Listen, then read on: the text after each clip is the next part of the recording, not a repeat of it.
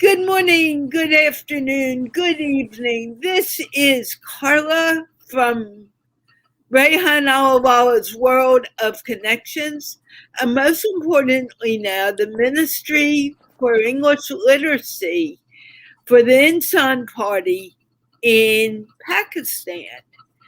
And the goal of the party is not for people to stop speaking their native language of Urdu or your dialect, but to add English to your vocabulary, to your skills, so you can grow in that ability and you have more skills in your tool basket to become more recognizable and known throughout the world.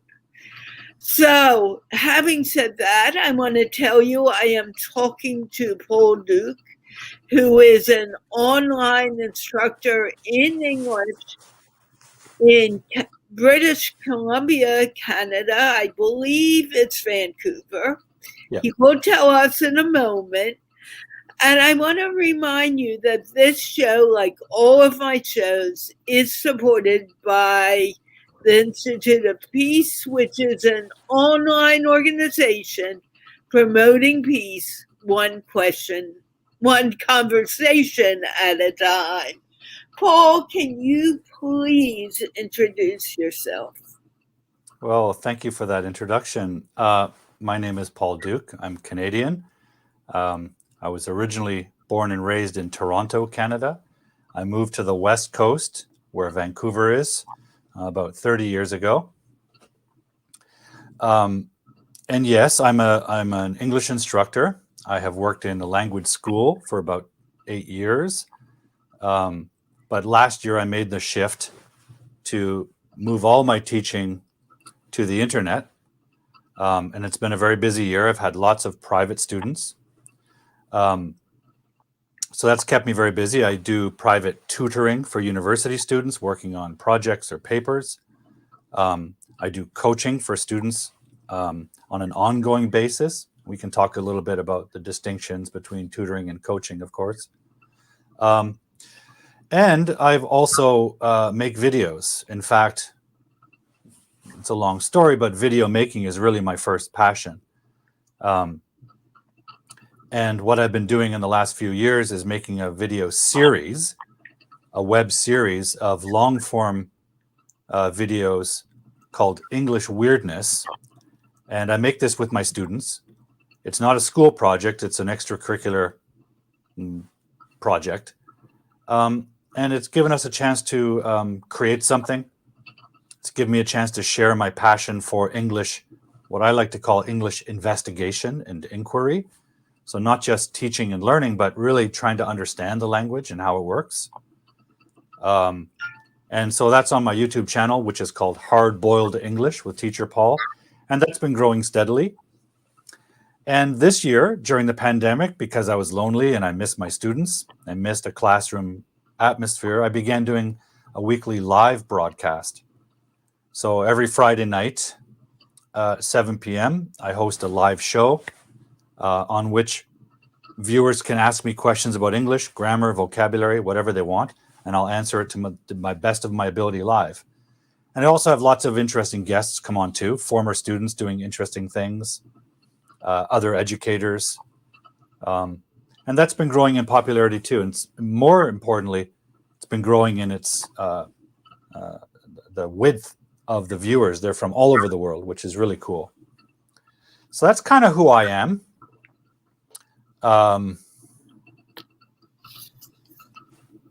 What else can I tell you? I'm 55. I like jazz music and I like rabbits. Rabbits? I don't have any pet rabbits, but I really adore rabbits. And I live beside a little park. And every morning I go out to the park and I see about a dozen rabbits playing, and it just cheers me up. I just find them sort of like my favorite animal. Did you like bunnies? I'm sorry, I go into bunny mode. Yeah. I'm trying to be cool, but I like bunny. I like the word bunny too. Did you like bunnies as a child? Yeah, I did. My family had a dog and a cat. Um, but before we had a dog and a cat, my older brother had a bunny, and my memories of it are very vague. But I do remember being crushed when it passed away. Um, and that's the only experience I've had having a pet. I don't have any pets now. I don't really have the lifestyle conducive to having a pet. Um, but as I said, my neighborhood is full of bunnies, so I can go out there and bring them some vegetables, or I just like seeing them first thing every day on a morning walk. It just starts the day off with cuteness.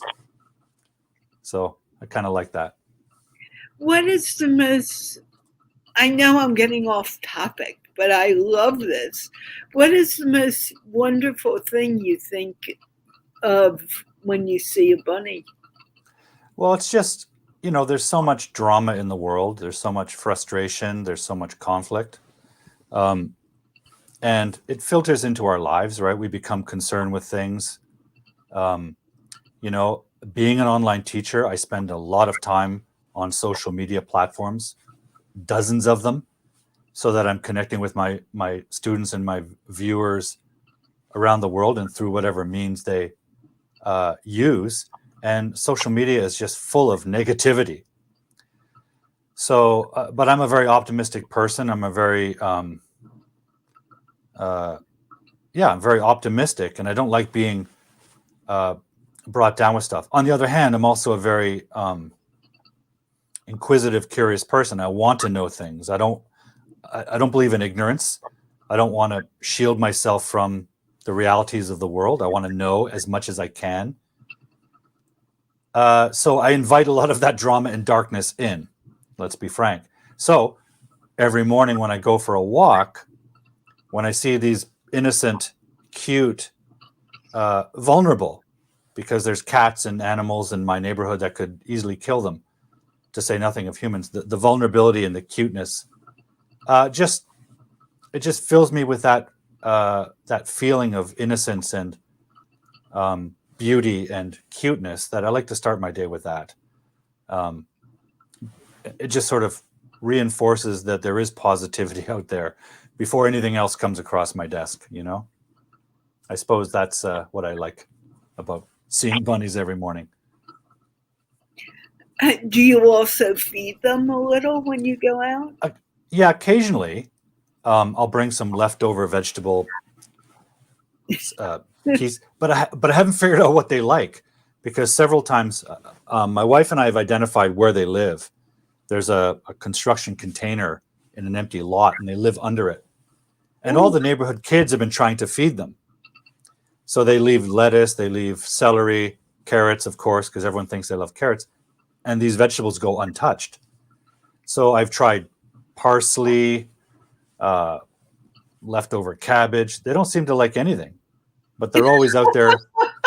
Yeah, I think they're connoisseurs or gourmet rabbits. They just want to eat the grass, which to me would be a very boring diet, especially when the neighborhood kids are giving them carrots and cilantro. I mean, yeah. I love it. Yeah, that's how I start my day. And then what do you do? Well, in point of fact, that's not how I start my day. I get up pretty early in the morning. I like to write, so I start my day writing. Then I move into video work. Right now, I'm editing my last episode of my first season of English Weirdness. It's been a year-long project, so that's what I'll do. Then I'll do some exercise, especially with the pandemic has locked most of the gyms up. So I live in an apartment building with an excellent, really professionally outfitted gym, but it's been closed for a year. So I do have to do my exercises at home. So I'll go for the walk, then I'll come home and exercise. And by then it's time for a shower, and it's time to start teaching all day. And my teaching day goes all day long with my private students. And this summer I started working on a great project with the Juilliard Music School. And the Juilliard Music School is a famous academy in New York City that produces some of the world's greatest musicians. And for years, they had been turning away talented students because those students' English wasn't good enough to study in New York. So Juilliard got smart and said, let's open another campus. And so they opened a campus in China for Chinese students, but also for all throughout Asia, there's talented musicians. And they've added an English program. And there was some experimentation with it last summer with some success. And so this summer they decided to expand the program. So the one English teacher they had last summer hired 2 more to continue to develop this program and expand it. The school's been open for less than 2 years. And of course, the pandemic closed its doors for the last year and a half, basically. So this summer is really the first summer of this English support program. So it's been a great opportunity to develop and participate in the founding of this program. But because it's China's morning, I teach that in the evening where I am. So my day is long. I'm not complaining, but it's a long time to be, contact time with teaching. As much as I love it, I'm a human being. I'm not a young spring chicken, so I get tired. So this summer's been busy. It's been really busy and really challenging, but it's also been thrilling. How many students do you have on an average? With the Juilliard program? There's currently 15 of them. Let me try and put this in perspective. Because the campus just opened last year, they invited their first year of students doing a master's degree program there. And I can't remember the number, but it was less than 30. This summer, we have a cohort of 15 students. But the campus itself is prepared for hundreds more. In fact, the one sort of number that I can share that I'm aware of, I think this is right. They have 50 individual practice rooms available for students and 49 Steinway pianos in those rooms. Steinway pianos are enormously expensive. And the school has 49 of them sitting in these private rehearsal spaces, and we've got 15 students. So this is a very well-appointed school, a lot of money behind it, a lot of prestige, of course. But right now, a very small group of students so far. But that will grow, that will swell exponentially over the next year. But the class is 15, and it's online. I'm not in China, I'm in Canada. And it's really interesting because most of the students I teach otherwise are people young adults in business who want to keep their English skills strong, or university students generally studying in an English country like the US or Canada or Australia or the UK. This is the first time I'm working with artists, musicians, creative people. So it's very interesting. It's very interesting. They're very hardworking, of course, to get to that level. They have to be. So that's never a question. But in general, their English skill is lower than the university level students I've been working with. But it's fascinating. They're really interesting people who have grown up in the world of music, right? So it's a very interesting perspective. They're very focused. That must be fun, having a group of people who are focused. Yeah. Instead of all over the place. It's interesting because they're young adults, they're in their 20s, but most of them have been training heavily, usually through conservatory upbringing. So a conservatory is like a high school for music. So the academic side of it's smaller than the music side of it. These people have been playing their musical instruments since they were 3, 4, or 5 years old. So maybe it's similar to the American professional athlete who has spent their life playing a sport to the exclusion of almost every other sort of exposure. So they live in a kind of tunnel vision bubble. So they don't know a lot of knowledge that most roundly educated young people know. They don't know where things are on the map. They don't know about other countries unless a composer came from there. There's a couple exceptions to that. There's some students that have traveled abroad. Most of them have really been in a bubble. So it's very interesting to work with them because, as you know, when you're teaching English, you have to talk about something. So invariably, you're talking about things like culture and different countries and different ideas. So in a way, that's a challenge with someone as focused as a musician. On the other hand, it's interesting because we end up talking about music a lot. I'm not an expert on music. I like music, so it's great to learn about something that I don't know too much about. Yeah. What made you decide that you wanted to teach English? And from what I understand, you teach more writing and reading than Yeah. speaking. Yeah, that's true. That has become my focus because I'm a writer myself. I enjoy writing. I've studied it. I've got some insight to offer.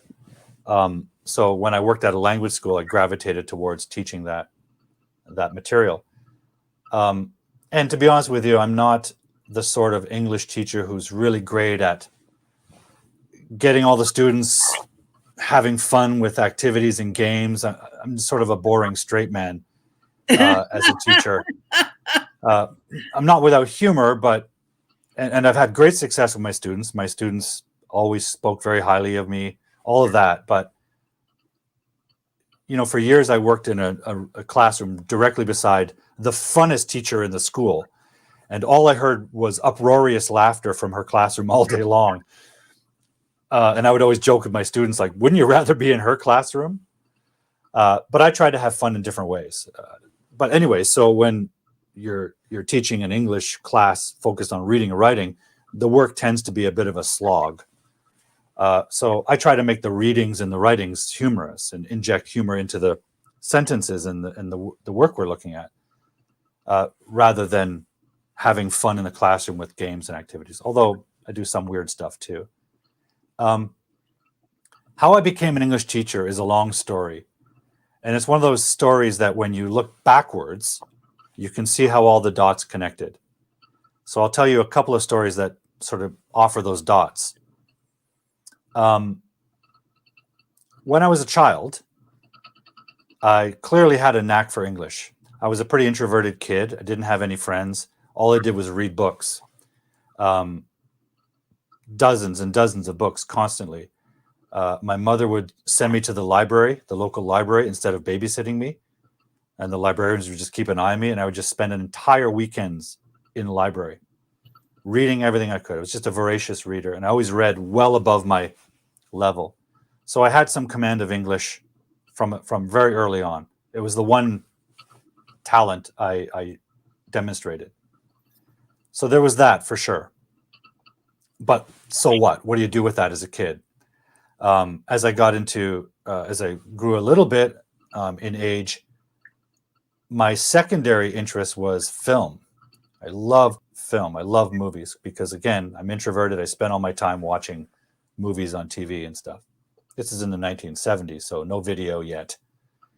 So books, reading, novels, stories, movies, that's all I cared about. Until I, got into high school and grew and found that I could also play sports, and you get into sports and you're young teenage boy, your whole interest level changes direction. And I left all my childhood interests behind. I really did. After high school, I went into the security business, and I became a professional private investigator. And that was my first career. And I had good success with that. I enjoyed it. But I came to a point in my life in my late 30s where I was getting really exhausted, really tired of it, because there is a lot of stress involved. It's a pretty unforgiving type of lifestyle and schedule. And I just felt like life was passing me by, but I didn't know what else I wanted to do. Around that time, I met a young lady who was an English student in Canada, in Vancouver. She was studying English. She was from Japan. and she was at an English school. And as we started dating, I started helping her with her homework and found that I had a knack for it, and she noticed it too. I knew all the answers to all her homework questions, and I wasn't really sure why. And as we continued to date and had to decide where we were going to live together, I was open to living in Japan. She was open to living in Canada. Either way, what the heck kind of job could I do? Japan's a very safe place. There's no business in this. There's no security business there. And then she suggested, why don't you think about being an English teacher? She says, your knowledge of English is better than the teacher at my language school. And I thought, that's interesting. That's not a bad idea. So I started inquiring about, what do I need to do? Well, they told me you need some kind of a TESOL certificate, so English teaching training, and you need a university degree, which I didn't have. So the more I thought about it, the more, and talked about it with my then girlfriend and now wife, we stayed together. I realized I have to go back to university. I have to get a degree. So I did. At the age of 40, I went to university to do a bachelor's degree. And by the time I was done, I did some studies in Japan at a university there.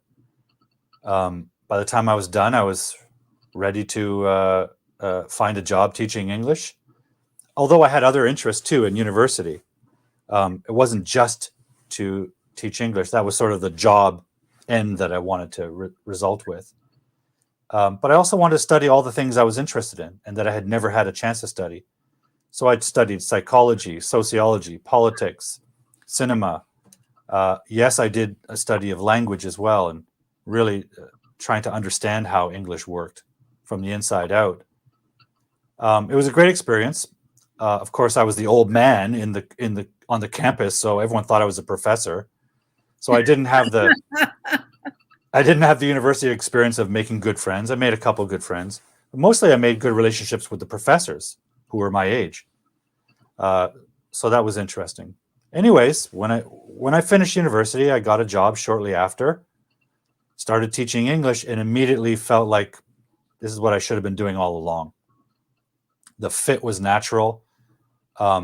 After my first day, I was completely confident with what I was doing. I never hesitated, never had doubts. I developed a reputation for being able to answer the craziest questions a student could throw at me.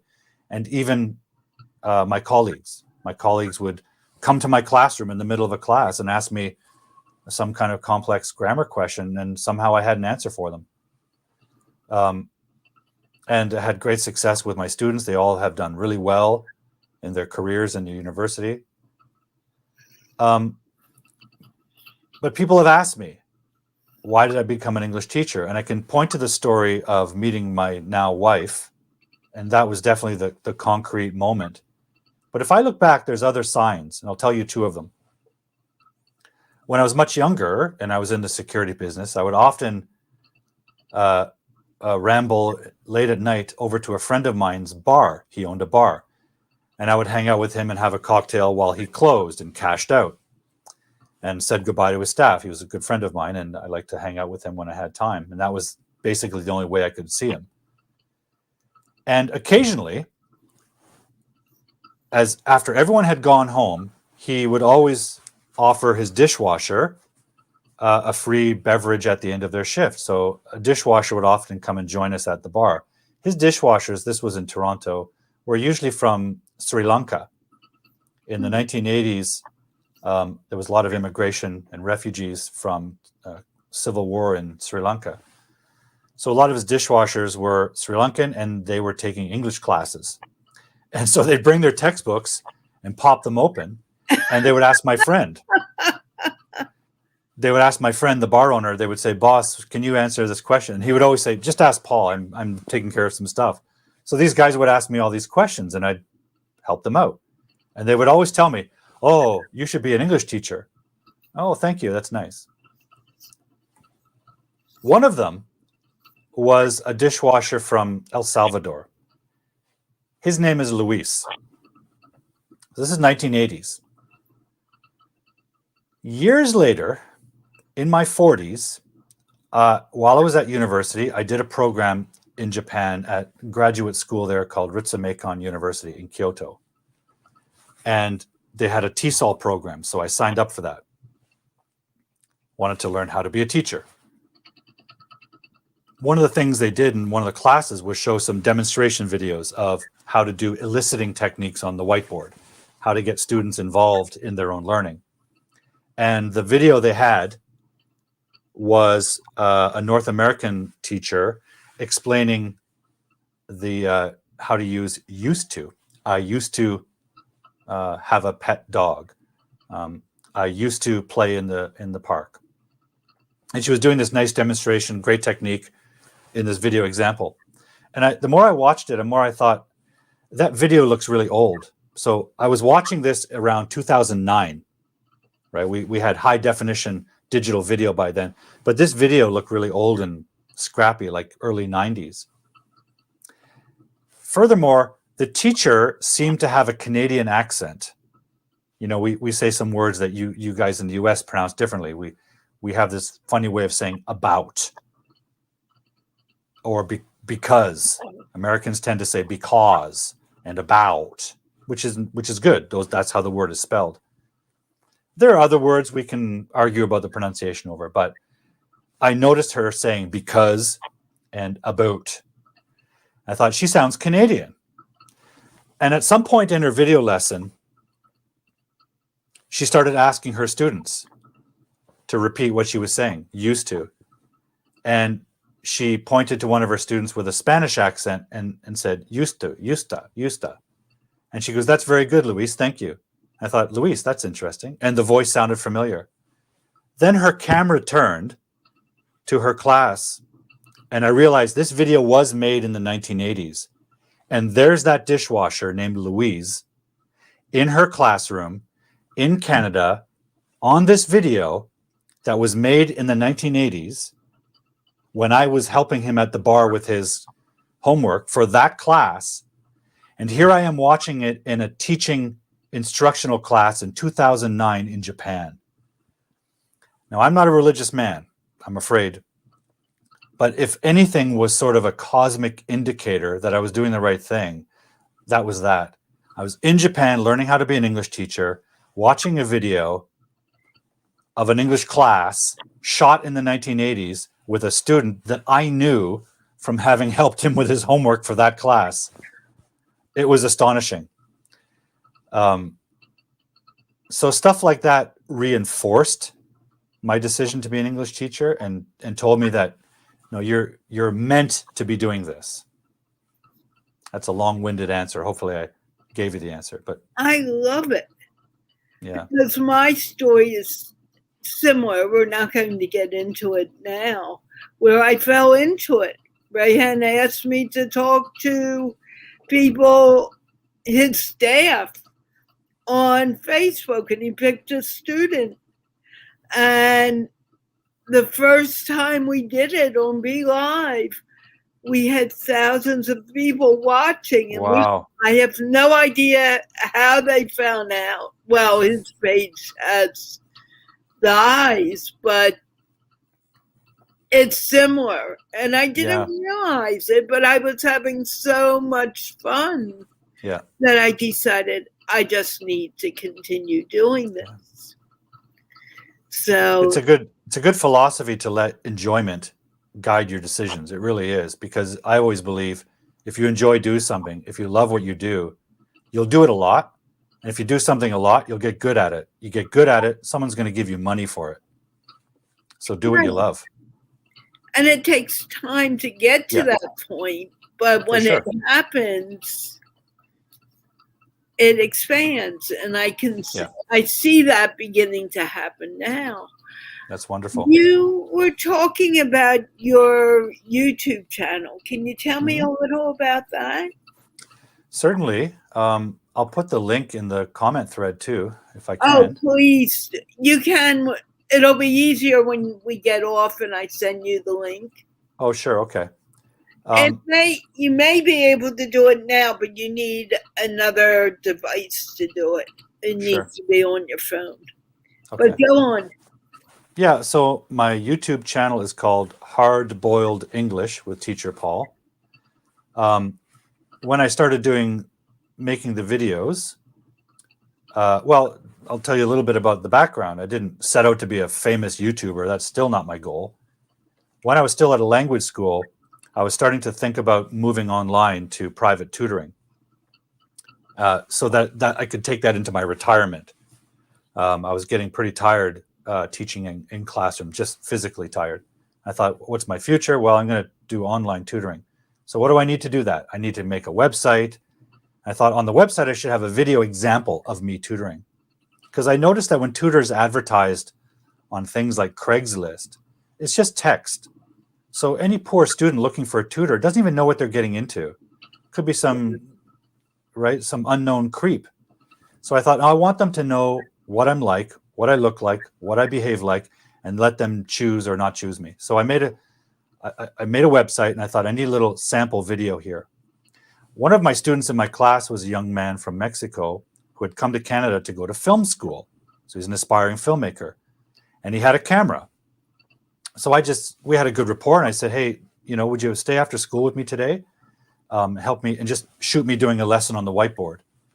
And I'll treat you to dinner. He said, yeah, sure.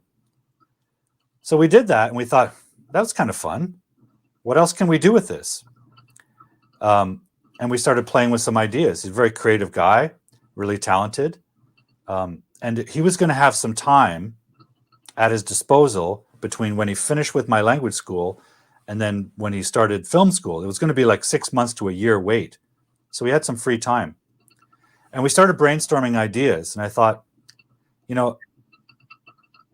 what if we could expand the idea of just a teacher at a whiteboard and get some dramatization in there, get another student in there, show a communication, right? An example of a grammar point instead of just putting the grammar point on the board. And he liked the idea. We started brainstorming other ideas, and I started writing some scripts. So we made a little video, the first video, and my concept was called English Weirdness.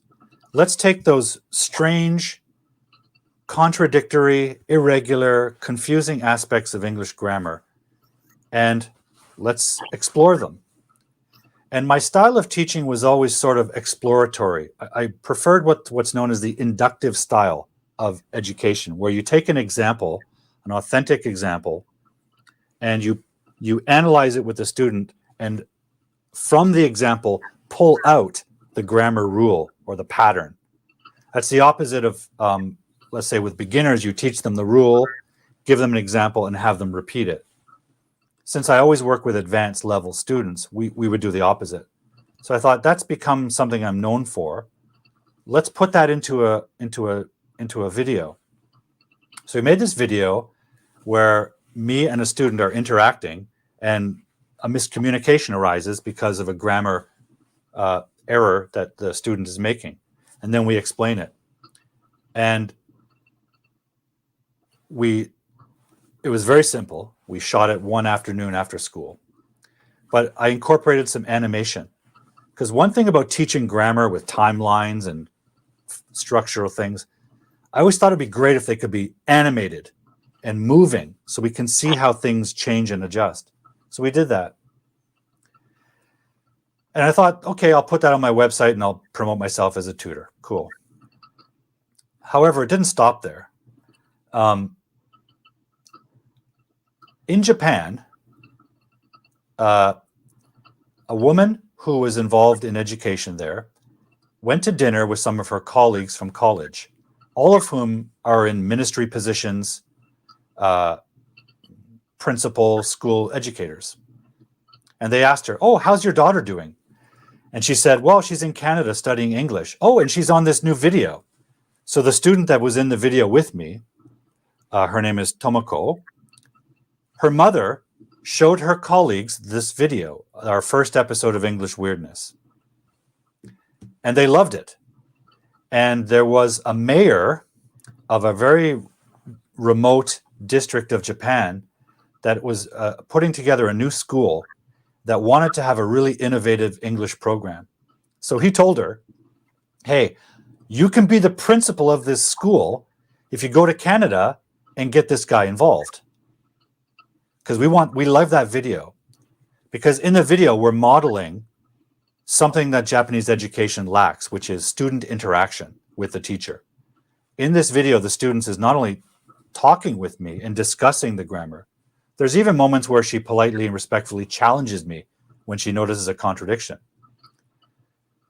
So she was given the job as principal of this new school, came to Canada and made a deal with me to finance the production of a full season of this video that I made. So I said, well, okay, let's do this. So with each subsequent video, with a little money behind us, we made more and more elaborate dramatizations. We started getting not just one student, but 5 or 6 students involved, animations, music. The whole thing became a more elaborate production. And it became a whole season of my web series called English Weirdness. And as we started developing it, we developed a style. So we open and close with a little story of communication gone wrong, investigate it. And I sort of created this persona of Teacher Paul, the language detective, which is kind of playing on my former profession. And when it came time to put all the stuff on a YouTube channel, an excellent YouTube coach or guru online named Owen Video, shout out to Owen Video. I learned from him that you need to brand your YouTube channel. And the best brand is built from your personality, your character, and whatever it is that you are, your story. I was trying to hide the fact that I used to be a private investigator because I thought it would hurt my reputation as a teacher. But with his encouragement, he said, no, embrace it, play with it. And so that's what created Hard Boiled English, sort of a riff on the hard-boiled detective stories from film noir. So even though I'm not playing, I'm a caring, supportive, encouraging teacher, there's this sort of imagery of the hard-boiled tough guy detective. So I'm solving English mysteries in the videos is what it is. But the form of my videos is kind of like the Sherlock Holmes thing, where someone comes to Sherlock Holmes' apartment with a mystery and asks him to solve it. So in these videos, they're coming to me with an English mystery. So we kind of play with that. So that's why hard-boiled. I'm sort of the hard-boiled language detective solving English mysteries. And it's been successful. Now, we don't have millions of followers, but we have loyal followers who really, really enjoy what they're seeing. And what I'm most proud of is that English Weirdness is unlike any other English instruction video on YouTube. There's lots of great English teachers on YouTube, most of them giving a lesson on a whiteboard, some with animations, but nobody, absolutely nobody is doing what we're doing with English Weirdness. I love it. Yeah, so we've completed 10 episodes. I'm editing number 10 right now. And now it's an enormous project, and every episode is 30 minutes long. It's incredibly involved. And after the shooting, I'm doing basically everything myself, so it's a lot of work, slow. When it's done, though, I'm going to shift and make some more short-form videos. I have 2 more series concepts that I have 1 episode each of, called English Confidential, in which I explore mistakes that native speakers make that influence learners, and 5-minute mysteries, which is simple little grammar questions like, what's the difference between this and this? In addition, the YouTube channel also has the recordings of all of my live shows, all my weekly live shows, which is 1 hour of question and answer. So you can see all of those episodes on the YouTube channel. And then some odds and ends like interviews and stuff like that. But that's my YouTube channel, Hard Boiled English with Teacher Paul. I love it. Do Yeah, you have thank a you. favorite? Do you have a favorite episode? It's hard to say. With each episode, they got better and better as we, as a little team, got better and better. So that young aspiring filmmaker, he became my main collaborator. He and I shot every episode together. Now he's in film school, enjoying his path. He also co-edited most of the first season. aside from him, though, all the other helpers were just volunteer students from my language school. All of the performers, none of them had acted before. In most cases, they were the shy student in my class. And then we'd have volunteers who did all the technical stuff. And it was quite an elaborate production. And by the way, my language school allowed us to use the facilities after hours and on weekends to shoot. So all the locations are right in the language school. So it became like a little mini studio for me. But the great thing was, not only am I making English instructional videos that help learners understand English, it indulged my childhood passion of being a filmmaker. It got me to relive my dreams. Okay, I never went to Hollywood and became James Cameron, but I'm still making little movies. And for me, that's been some of the most thrilling. It's been putting all the pieces together. My passion for filmmaking, my ability with English. And the other thing that I didn't realize I had until I became a teacher was a passion for helping others, of a passion for mentoring. Because I remember what it was like to be a young adult in my 20s, and I didn't have mentors in my life, and I felt very lost. So being able to be a mentor, not just with English, but life skills, just life stuff, has been an enormous honor. But it all comes together with this video project. How amazing. I love it.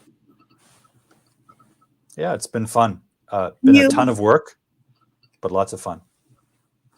Is there a favorite episode that you can tell us? Oh, yes. The story? Like I said, they're all amazing. The episode number 9 is probably my favorite for this reason. We ran out of budget at episode 8. Ran out of money. And by the way, the school in Japan that financed it, they of course had license to use it as part of the curriculum. And I've maintained monthly classes with them. I do an online class with them. So our relationship continues. But we ran out of budget at episode 8. So that was a problem. And I had a couple of rough script ideas for episode 9 and 10, but they weren't going to happen. And my partner, the cinematographer, he was scheduled to start film school. So it looked like the season was over, the project was over, and we were done. And then I would just work on maybe some short form videos that I could do all by myself. In the winter of 2020, my wife said to me, well, why don't you make episode 9 and 10? I said, well, honey, I'm out of money. I don't have any money. It cost about $1,000 to $2,000 an episode because we had to rent lighting equipment, professional cameras. I had to feed everyone, so I had to make a snack stand. Sometimes we had to buy a shirt or two for the actors. Lots of things added up. And I was just out. And she said, well, I'll pay for it. My wife would dip into her personal savings and produce. So she's the producer of episode 9 and 10. So I thought, okay, we have the money. Do I have a script? Do I have performers? Do I have a collaborator? So we had shut down the whole project. So I asked around. My cinematographer was in Mexico with his family on vacation. I said, look, we have some money. Is there any time between when you get back from Mexico and start film school that we can shoot an episode or two? And we worked out a date. We said, okay. He was actually willing to come back from Mexico a week earlier before his family to give one weekend up to shoot an episode or two of Weirdness. I said, I've got a date now. Okay, let me see if I've got some actors. So I checked around my students in my class and say, guys, does anyone want to be in the video? None of them wanted to. They're all too shy, but they volunteered to help production. Okay, great. So I contacted a former student who was in university. And she had co-starred in one of the earlier episodes. So I approached her and said, I've always wanted to have you star in your own episode. Now's your chance. Do you have time on that one weekend? As it turns out, that was the weekend she was graduating from the University of British Columbia here in Vancouver. That weekend. In fact, that Friday. So She was going to finish her last exam that morning, so we had access to her Friday, Saturday, and Sunday. So I thought, okay, I can get her in one episode. The more I thought about it, the more I thought, okay, we've got some money. We've got a weekend. Why don't we shoot 2 episodes? But I couldn't find another actor. So I thought long and hard about it. I thought it would be a shame to finish at episode 9.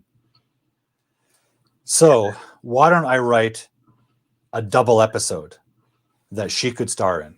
It would be a huge undertaking. I've got a week to write the thing. And this is now a 1-hour script. And let's break episode 9 and 10 into a 2-parter, a cliffhanger to finish the season. And I started falling in love with that idea.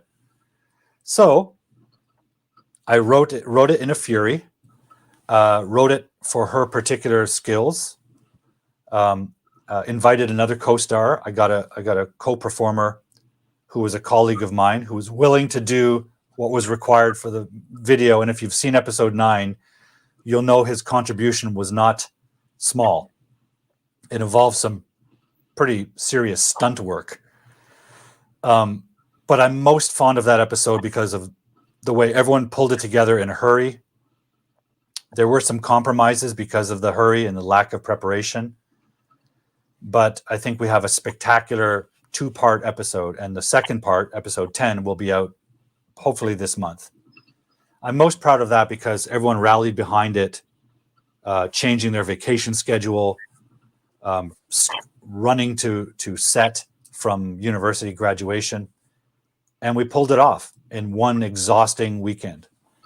And I'm really, and by the way, we would shoot on weekends from 7 in the morning until at least midnight, all day. So these kids volunteered their time for very long days. So I'm very, very proud of that episode. I think as an episode, it is the sort of culmination of all the talents of my crew, all of the techniques we had developed through the season, all of the themes. We really finally honed our concept by that episode. And I think it stands up. So English Weirdness number 9, check it out. I will. I have the link. And of course, you can put these links in the chat. Okay. I want to thank you. You've been fascinating and fun. Thank you. And I look forward to collaborating with you. Yes, you please. do more writing and reading than you do speaking, correct? Yeah, that's usually what I do with my private students. And in fact, with the Juilliard program, I'm developing and teaching the writing program, the academic writing program. That should be cool. Yeah. I want to thank you. Well, thank you for having me join this live. I'm honored to have been invited, and I'm thrilled that you and I have connected and met. It's really nice. One more question. Yep. How important do you think English is for the world at large now to bring into their lives? Yeah, I think it's tremendously important. And here's my thought on it. And I think about this all the time. It doesn't have to have been English, right? But it is English. In other words, because of the British Empire dominating the world, and there's some negative stuff with that for sure. I'm in a former colony. I live in Canada, and there's some terrible things that have resulted from colonialism. But there's one good thing, which is when the British Empire retracted, they left behind a language for us to use. And it's not the best language. There's other languages that are easier to learn. German has a great vocabulary, a word for everything. English isn't even consistent with its own rules. But it's out there. It's the one that's out there for us to use. And we live in a time, the 20th century was full of conflict. And conflict comes from nations and their borders. And I believe in a borderless world. I believe if we look into the future 1,000 years, there won't be nations. There'll be the earth and people of the earth. and culture will be a matter of choice. And we'll be speaking one language. It won't be English. It'll be some evolution of it. That's 1,000 years from now. But I believe in a borderless world because I believe in peace. And after the 20th century and its bloody wars, we moved into the 21st century with the internet, which erased a lot of borders in a lot of ways and allows us to make friends. You and I are on the same continent, but we're several thousand kilometers away, yet we connected and already we're collaborating. So I believe in a peaceful world for all humans, a world of respect and understanding and valuing each other's lives. In the past, we were taught to value nations more than the individuals. And I don't believe that. I believe nations don't exist without individuals. I believe in individuals. I believe in human rights. I believe in the power of individual peoples. And I want to empower my students. I want students around the world to empower them to live their dreams, to contribute to the world, to make friends and understand and respect them. And you can't do that unless you can communicate with them. And it doesn't matter what language we use. It happens to be English at our fingertips to use. This is a tool of peace, born out of a history of violence and conflict. It's a tool of peace. And if we can all use it, we can talk to each other. First of all, we can meet each other and connect online in a borderless world. Or if we can travel to another country. And by communicating, we can learn to understand each other. If you understand each other, naturally respect comes out of that. Disrespect is a result of ignorance, and ignorance is a result of a lack of communication and learning. So, you ask me how important I think English is. I think it's one of the most important things anybody can learn because it connects people, it leads to understanding and respect, and that leads to peace. And without peace, none of us can achieve our dreams. And I want every individual to chase and pursue their dreams. And I'm saying that as someone who didn't. When I was a kid, I had dreams that I put in the garbage can for 30 years. It wasn't until I became a teacher that I came back to my dreams. They were there, even though I ignored them for decades. They were still there waiting for me. I don't want my students and my friends and my learners out there. I don't want you guys to waste 20 years. I want you to follow your dreams from the moment you have them. And English can help you because you can't do things alone. You need partners, you need teammates, you need collaborators. And I learned that the hard way. I was a very lonely, introverted, isolated child. And it's only when I had friends and partners that I was able to achieve my dreams. So my dream as a teacher is to help others achieve their dreams, whatever they are. The first thing I ask a student when I meet them is, what are your goals and dreams? Because without knowing those, I don't know how I can help you. So I think English is really important. And I encourage everyone who watches you or follows you to keep learning English. It's not easy. You know, I believe in the hard-boiled truth. I'm not a teacher who teaches magic techniques or I can teach you 100% English in 3 days. I don't believe any of that. That's nonsense. I believe it's hard work, but so is everything. You know, doing nothing is hard work. So you might as well learn English because it will help you achieve your dreams. So work hard at English, study, learn from teachers, learn from the internet, watch movies, read books, read, and travel. Use your English to meet people. And if you can't travel, use the internet. Join live shows. Connect on Facebook. You know, all of these things. And don't be afraid. Right? Just go for it. Use your English to make friends. There's millions of friends out there waiting to meet us. Yeah, English is important. And now you can use English to meet people all around the world. All around the world. The Facebook and Clubhouse and all these different platforms. It's incredible. It's incredible. And you don't need a lot of money to do this. If you have a phone, which are pretty much affordable for everyone, I think. Yeah. If you have a phone, you have a million friends waiting to meet you. You have a million viewers if you want to do a video. Now, I haven't got a million viewers, but you can. One thing about video work in YouTube, start when you're young. I started making my first YouTube video in my 50s. Okay, and already I've got thousands of followers. That's enough for me. I'm happy with that. So if you start making videos when you're young, eventually you could make money at it if you love doing it.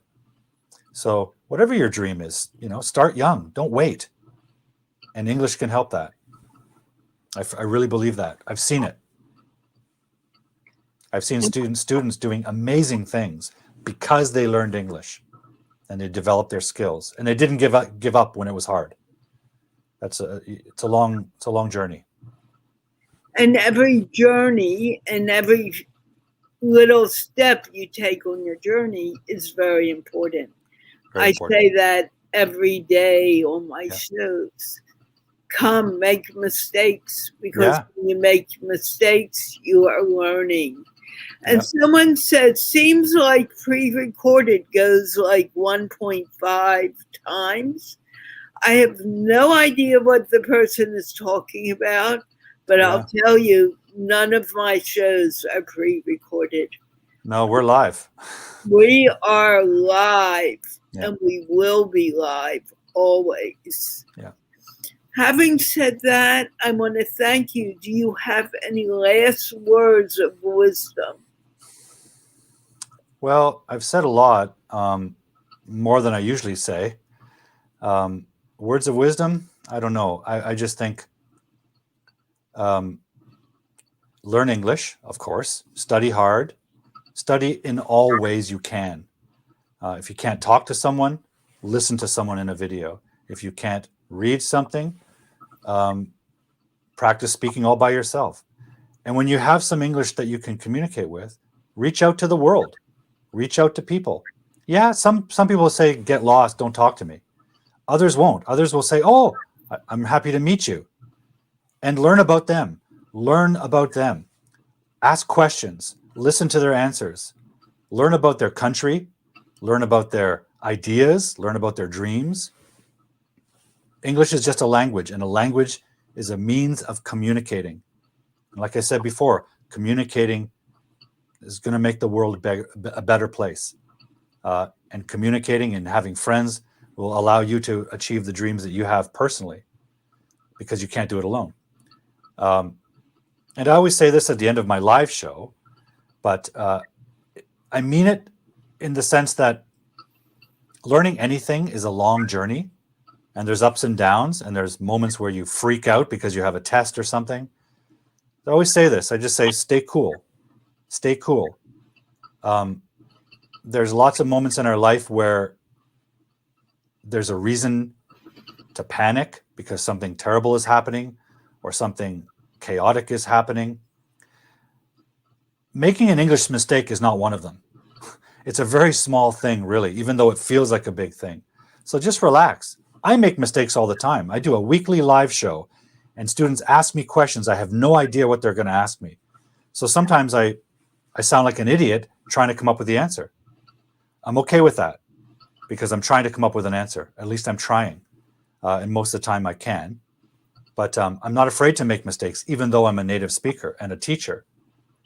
I just try to stay cool and get to the next idea. So I think patience, that's what I mean by stay cool. Be patient. Be patient with yourself. Be patient with other people. That goes a long way. So stay cool. Thank you so very, very much. Thank you. I'm so glad we did this interview. Mm-hmm. And I hope we do many more. Please. I want to thank my viewers who watched, those who commented, and of course, Paul Duke for speaking with me for the past hour. It wasn't supposed to be an hour, but we had fun doing it. I hope you had fun. Absolutely. And I just want to remind you that this show is sponsored by the Institute of Peace, which is an online organization promoting peace, one conversation at a time. And Paul, don't go anywhere, but let's wave goodbye to everyone. Okay. Bye-bye. Goodbye, everyone. Everyone. Nice to meet you. Thank you for listening to me babble. I'm stay so cool. happy we did. And we are Thank you. going off air, I think.